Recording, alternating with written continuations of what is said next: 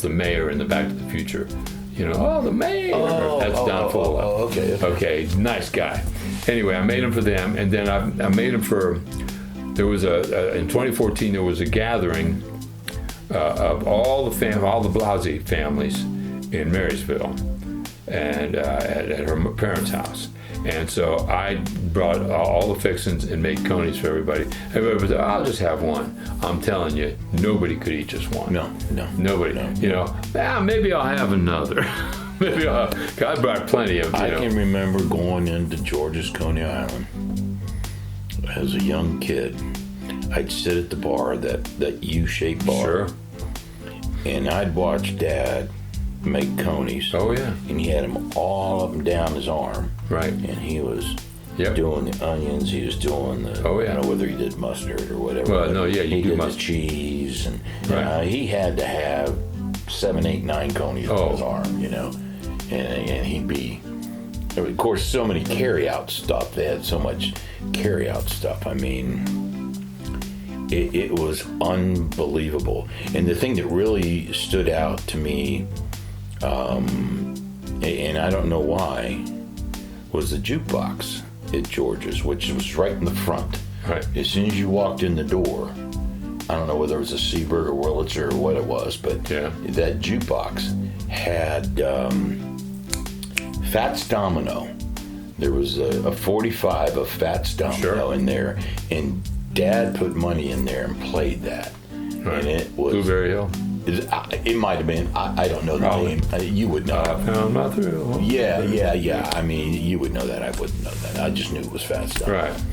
And I was just so fascinated and so taken back by that. I think a lot of people don't realize that little restaurant, he made.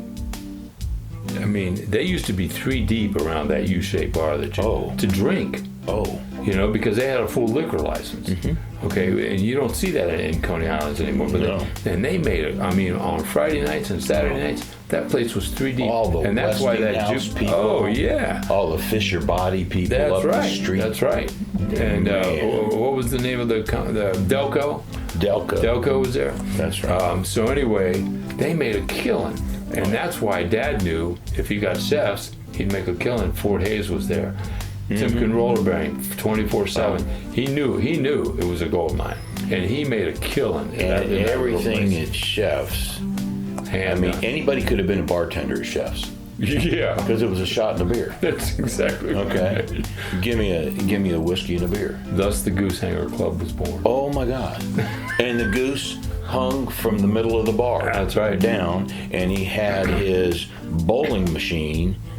Remember that? Just to the left of the bar. That's right. As you walked around the bowling machine, you would go back into the kitchen. A dime a person. Yeah. And you'd go back into the kitchen, and when you would make a right, you'd go around this little corner. Right. And the restroom was right there. And it was about this big. I know. And man, I remember having to paint that place. Oh, it was horrible. Oh. And clean it. I remember we went out Sundays and cleaned. You know? Sundays with Randy and I that's right. would go in there on Sunday mornings, like 5, 6 o'clock in the morning, and start cleaning. And then I don't know how old we were, maybe 10, 11. Right. But and then we would fill the cigarette machines. We'd fill the cigarette machines. We'd fill the beer coolers. Right. Of course, we'd put 2 packs of cigarettes in and put 1 pack in our pocket. Of course you did. And well, you weren't 10 then. You were probably 12 or 13. Yeah, somewhere around in there. And then the beer, we would put 3 in and drink 1. No, really? Oh God, I drank so many beers in that place. Is that right? Blatz, God, where Gambrinas. Oh my God, Blatz beer. Blatz would give you the Blatz. PBR, Stroh's. I can remember them all. Well, PBR was considered a premium beer back then. Oh, it still is. It's still considered a premium beer? Well, sure. I mean, Zach Brown likes it. The other thing I remember about going into Chefs, the first thing I checked was in the dining room all the pie holders.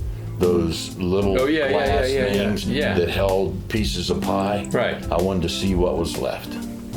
Man, did I have me a good time. I'd get some of those pies off there, and I'm eating pies and filling cigarettes. Eating pies and filling beers. And I didn't know anything.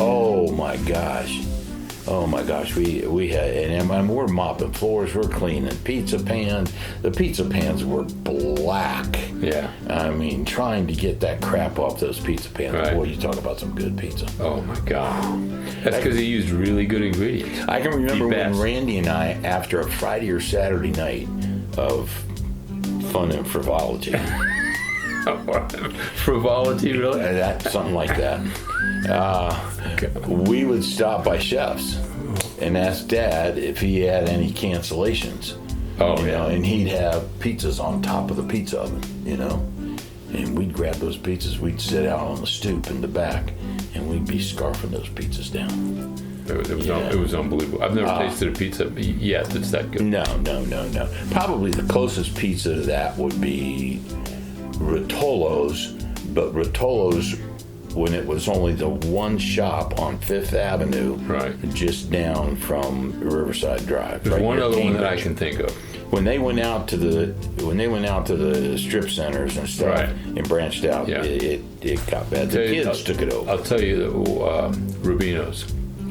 You know where Rubino's is, near Capital University on Main Street? Yeah. Same family, same location. They've never expanded. They've never. Oh my God. The pizza's amazing. Mm-hmm. Rubino's, the pizza's amazing. You remember your first bike? I do. Okay. Schwinn. Yeah. It was blue. I actually found a picture of that bike. Did you really? Yes. Yeah, it was blue, and we put it together. I don't know who put it. Well, I don't know, how old was I?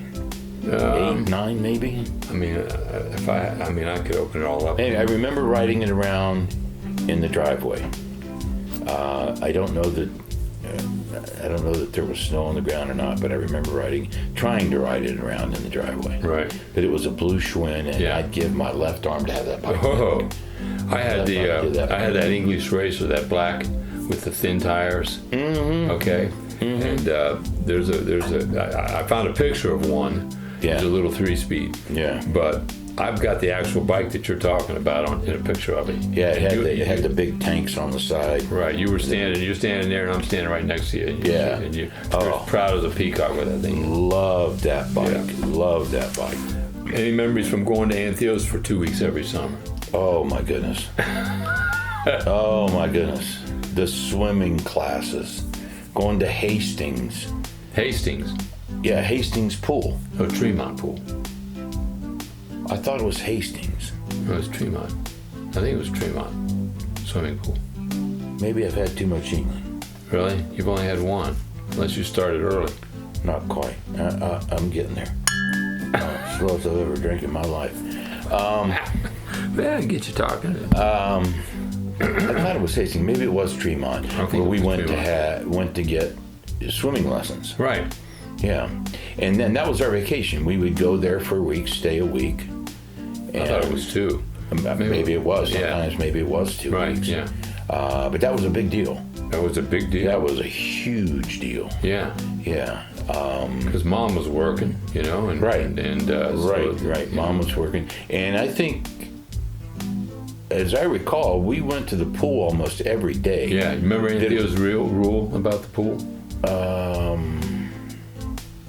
About how long we had to wait before we could go. Oh, after we ate, it was a half an hour or something. We had to wait a half an hour before we could get in the pool. And here's how she knew it was a half an hour. What? Because we'd finished lunch right about 1 o'clock, and there was 2 15-minute soap operas on television. Oh, for God's sake! So she would be ironing or whatever, and I think it was The Guiding Light and General Hospital. And at that time, there were 15-minute soap operas. Yeah. And then when General Hospital was over, we'd get in the car and we'd go to... And you know what I can remember while she was watching those soap operas? What's that? She was ironing Uncle Jim's shirts. Sure. In what would have been the dining room. Right. Okay, right beside the kitchen. Right. what would have been the dining room, and of course in front there, the living room and the bedrooms on down. Right. And she was ironing. Right. And yeah, we would eat, and that half an hour it'd come up, and then we'd go off to the pool. Right. Yeah. And I still can't swim. No. I'm sure you can.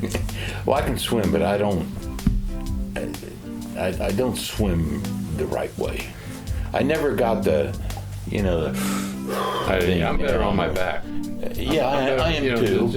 I am too. But the rhythm of, I was always afraid I was going to suck water in. Well, yeah. That's because I was afraid of it because I did. I always marveled at these people that could swim very, very slowly up and down the pool, do laps. Right. And the timing, just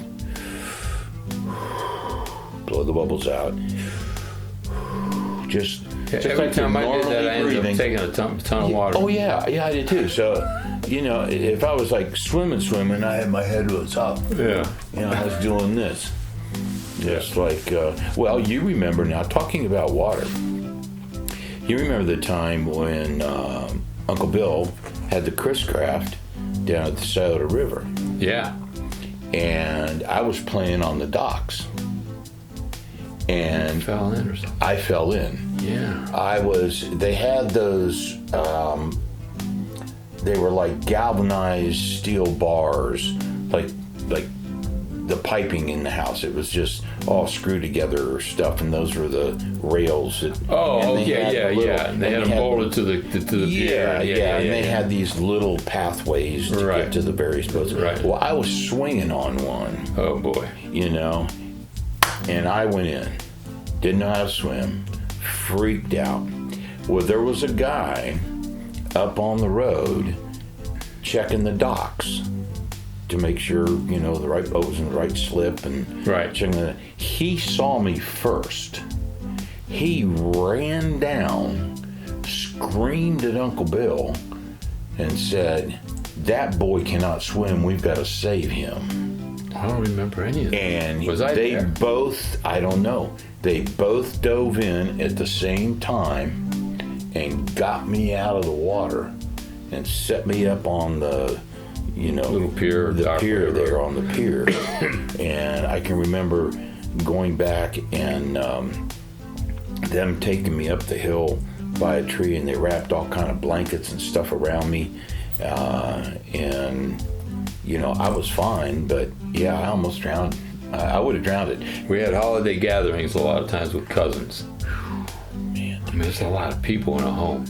Sometimes they'd be at Uncle Gus's, sometimes they'd be at Uncle Bill's, sometimes they'd be here. I can remember the ones at Uncle Bill's, and they pulled out all the instruments, and Uncle Bill would be playing the saxophone, Billy'd be playing the trumpet, Sophie'd be playing the piano. Right. And it was a big old hoopla. Yeah. And then Uncle Gus's, I remember we used to go in the basement of Uncle Gus's. Right.